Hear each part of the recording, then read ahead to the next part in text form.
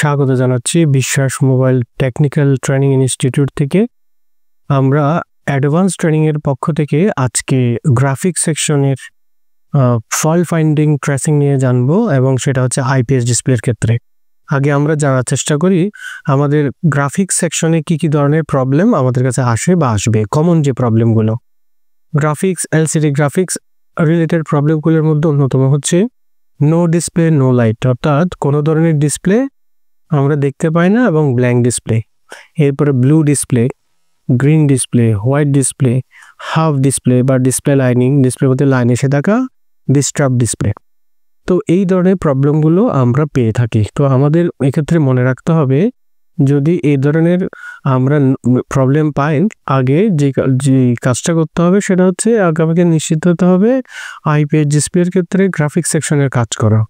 যদি আমরা গ্রাফিক সেকশনটা কাজ করতে পারি, গ্রাফিক সেকশনটা ওকে করতে পারি, তাহলে লাইট সেকশনে বা লাইট অটোমেটিক চলে আসে। কিন্তু আগে আমাকে নিশ্চিত হতে হবে নো ডিসপ্লে বা ব্ল্যাঙ্ক ডিসপ্লের ক্ষেত্রে আমার ডিসপ্লেটা ভালো আছে কিনা, 1 নাম্বার। 2 নাম্বার পয়েন্ট হচ্ছে আমার ফোন ওকে কন্ডিশনে আছে কিনা বা অন কন্ডিশনে আছে কিনা, ফোন ডেপ কিনা।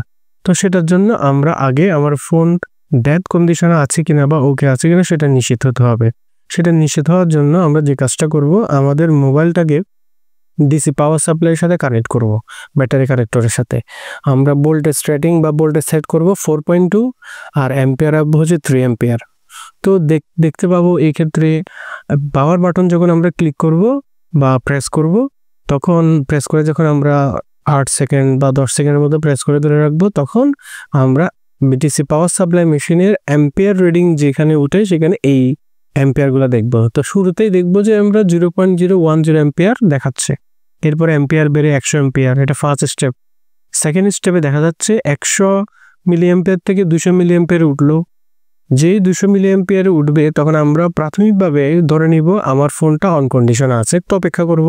এরপরে দেখবো যে 250 থেকে 300 অ্যাম্পিয়ার আমার উঠে গেছে। তাহলে বুঝে নিব, যদিও ডিসপ্লেতে আমি কোনো কিছু দেখতে পাচ্ছি না, কিন্তু ডিসপ্লেটা যদি ভালো থাকতো বা যদি গ্রাফিক্স অথবা লাইটে যদি প্রবলেম না থাকতো, আমার ডিসপ্লেতে লোগো চলে আসতো, আমরা লোগো দেখতে পারতাম। অন হওয়ার সময় যে লোগোটা আমরা দেখি কোম্পানির, সেটা পরবর্তী দেখতে পারবো যে এটা 400 থেকে 800 মিলি অ্যাম্পিয়ারের মধ্যে আমার ভোল্টেজটা উঠে গেছে বা এর মধ্যে উঠানামা করতেছে বা আরেকটু বেড়ে গেছে। তাহলে আমরা নিশ্চিত হব আমার ফোন পারফেক্টলি অন কন্ডিশনে আছে, আমার ফোন ওকে আছে।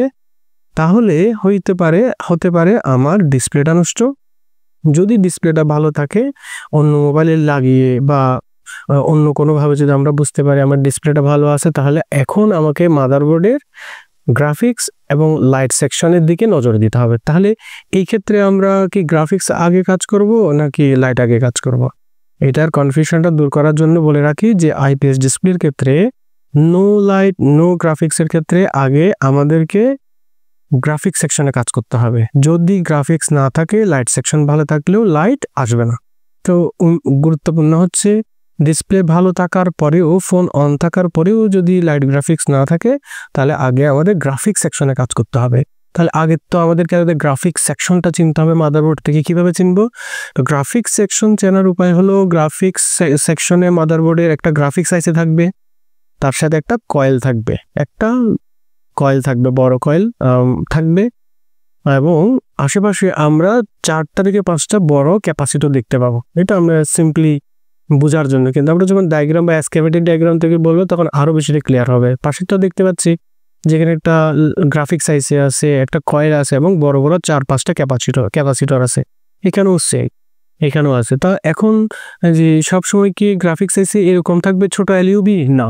তাহলে আমরা গ্রাফিক্স আইসিগুলো কিভাবে চিনবো বা কিভাবে করে গ্রাফিক্স আইসিগুলো শনাক্ত করবো সেই বিষয়টা একটু দেখে নিই। যদি কোনো মাদারবোর্ডে পিএমআই থাকে, তাহলে বুঝে নিতে হবে এখানে গ্রাফিক্স আইসিটা এর ভিতরে আছে, বিল্ডিং আছে, পিএম এর ভিতরে গ্রাফিক্স আইসিটা আছে। যেমন একটা উদাহরণ, PMI 632, এখানে আমরা গ্রাফিক্স আইসিটা পাবো। গ্রাফিক্সের প্রবলেম আমরা এই আইসি থেকেই শনাক্ত করতে পারবো বা লাইনগুলো আমরা ট্রেস করতে পারবো। এরপরে যদি কোনো মাদারবোর্ডে PM এবং শেষে L থাকে, তাহলে এখানে গ্রাফিক্স আইসিটা থাকবে। মিডিয়াটেক বোর্ডের ক্ষেত্রে MT শুরুতে থাকবে, মধ্যে নাম্বার থাকতে পারে, পরে একটা P আছে। যদি MT এবং শেষে P থাকে, তাহলে গ্রাফিক্স আইসি আমরা আলাদা করে বোর্ডে কোথাও বুঝতে যাব না, এখানে গ্রাফিক্স আইসিটা আছে। যদি এমন থাকে যে NT একটা আইসি আছে, সেটা তাহলে বুঝলেন এটা গ্রাফিক্স আইসি। যদি LUB থাকে এটা হচ্ছে শুধু গ্রাফিক্স আইসি। এরপরে SM, যেমন দেখা SM7150, এটা একটা গ্রাফিক্স আইসি। যদি লেখার থাকে TI তাহলে এটা একটা গ্রাফিক্স আইসি। তাহলে আমি যে জিনিসটা আপনাদের উপস্থাপন করতে চাইলাম যে আমি এখন আমার নো ডিসপ্লে নো লাইট আসছে, আমি phone on, DC power supply লাগে বুঝলাম, এবং ডিসপ্লেটা অন্য মোবাইলে লাগিয়ে চেঞ্জ করে দেখে বুঝলাম আমার ডিসপ্লে ভালো কিন্তু গ্রাফিক্স এবং লাইট আসছে না।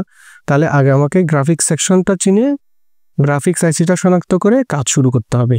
তো আজকে এতটুকু, মানে এই ভিডিওতে আমাদের এতটুকুই, পার্ট 1। এরপরে আমরা কিভাবে করে গ্রাফিক্স সেকশনের প্রবলেম শনাক্ত করব লাইন বাই লাইন এবং ভোল্টেজ সব বিস্তারিত নিয়ে আসছি। আমাদের সেকেন্ড পার্টটা দেখার অনুরোধ রইল। ধন্যবাদ।